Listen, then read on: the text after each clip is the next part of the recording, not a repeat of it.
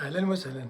العنب مزيان للصحة، فيه فيتامين أ وفيه فيتامين سي، مزيان للجلد ومزيان للشعر، وتيحارب الآثار ديال الشيخوخة عند المسنين، ومزيان كذلك لأنه المواد اللي فيه كتحارب أمراض السرطان بكل أشكالها.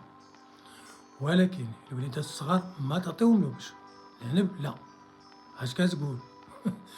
كنضحك. الزريعه ديال العنب فيت اتونسيون، عندها طول بال، ما تخليوش زريعه وحده ما تخليوهاش. راه زريعه وحده ممكن تمشي للقصبه الهوائيه وتشكل مشكل، الخنق يؤدي الى الموت.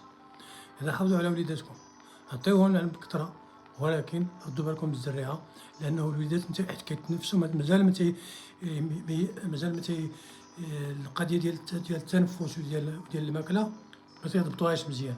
ما ديروا لهمش هكاك الزريعه. تحياتي.